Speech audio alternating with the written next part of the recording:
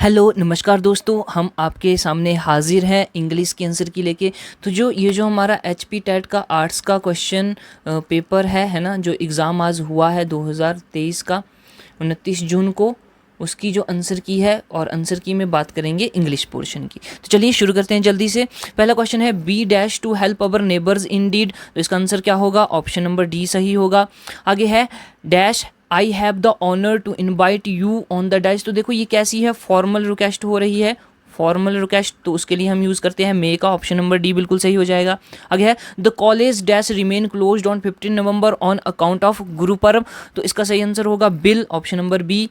Next देखो, next है यस 34, क्वेश्चन नंबर 34 में हमें आर्टिकल, प्रपोजिशन या डिटर्मिनेंट जो है वो डालना है। सेल्फिनेस इज नेचुरल इन ह्यूमन। हम बोलेंगे सेल्फिशनेस क्या है, नेचुरल होती है ह्यूमन में, तो देखेंगे इन का लगाएंगे। ठीक है, आगे देखो Kashmir, Kashmir is the Switzerland of India. The Switzerland क्या है, एक डेफिनेट चीज़ है, तो डेफिनेट चीज़ के साथ हम क्या लगाएंगे, द का प्रयोग करेंगे। आगे देखो करेक्टली हमें बताना है विच स्पेलिंग करेक्टली कौन सी है, तो 36 का हो जाएगा डी, ज़ीरोफाइट। ठीक है, 37 का हो जाएगा बी, मिस्चीवियस।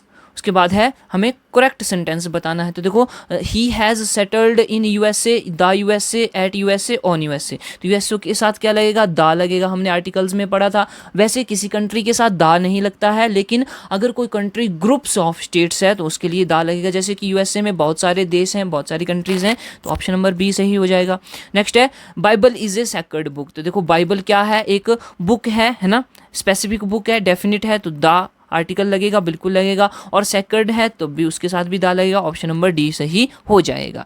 आगे देखो नेक्स्ट बोल रहा है कि हमें क्या बताना है, most suitable word from the alternative. हमें बताना है कि सबसे बढ़िया शब्द यहाँ पे कौन सा फिट होगा। बोलता है this is only one of her novel, आगे है dash have been published till date. तो यहाँ पे क्या होगा, दैट जो है वो बिल्कुल सही हो जाएगा, that have been published till date.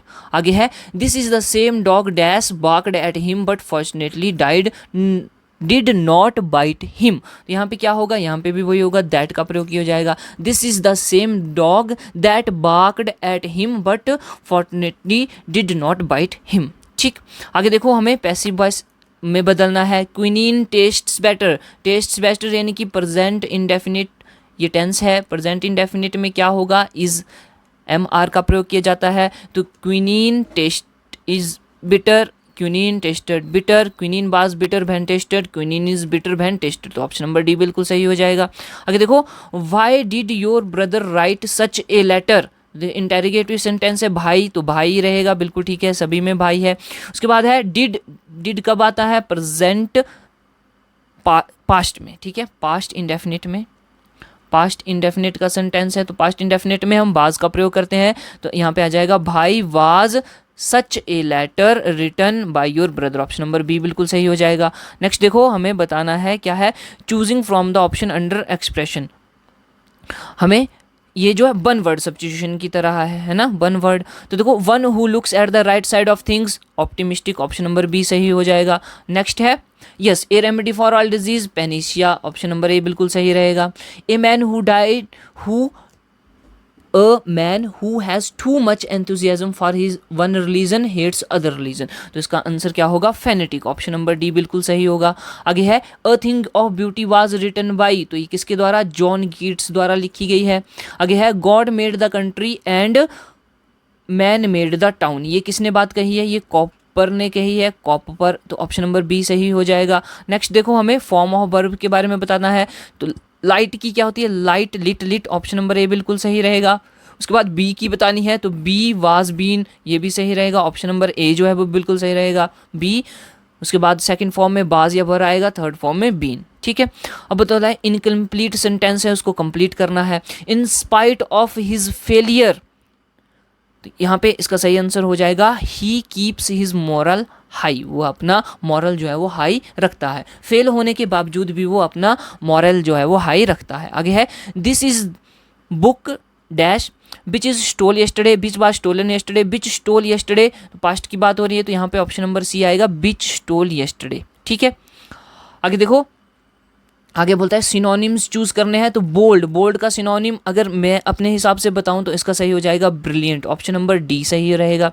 आगे बात करें कैलस, कैलस की बात होगी तो इसका सही आंसर रहेगा हमारे पास हार्ड, ऑप्शन नंबर डी। देखो हम बात कर रहे हैं सिनोनिम्स की, तो सिनोनिम्स का मतलब क्या होता है, सेम मीनिंग वाले वर्ड ढूंढने हैं, सेम मीनिंग वर्ड्स हमें ढूंढने हैं।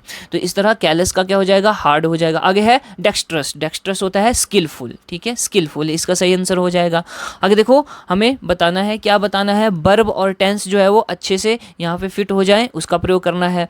तो देखो I dash him for a long time, मैं उसे जानता हूँ एक लंबे समय से, तो यह क्या होगा, यहाँ पे आंसर आ जाएगा option C have known, I have known him for a long time.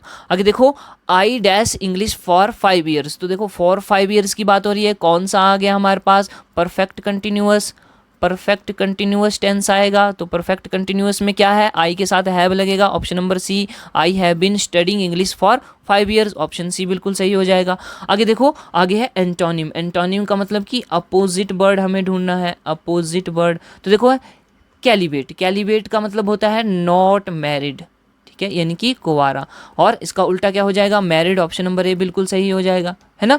आगे देखो आगे है एस्टेसी, एस्टेसी ये हमने बात करी हुई है, तो इसका आंसर क्या हो जाएगा हमारे पास, एस्टेसी का मतलब होता है उत्साह, या फिर हम बोलेंगे बहुत सारी खुशी, या फिर हम बोलेंगे आनंद, ठीक है। तो इस तरह से अनहैप्पीनेस जो है वो बिल्कुल सही आंसर होगा। आगे है जीनत, जीनत होता है टॉप पर, या जिसको हम बोलते हैं शीर्ष पर, चरम सीमा पर, है ना।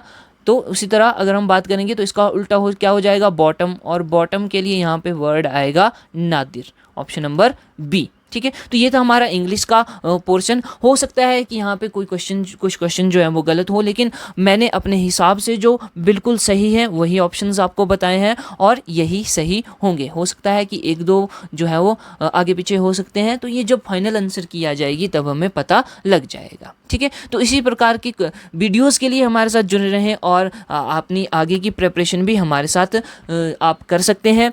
और मैं बोलना चाहता हूँ कि हमारी ये जो वीडियो है आंसर की वाली, इसको सभी के सभी लोगों तक पहुँचाए ताकि बाकी जो हैं वो भी अपने आंसर्स मैच कर सके। तो फिर मिलते हैं नेक्स्ट वीडियो में, तब तक के लिए जय हिंद, जय भारत।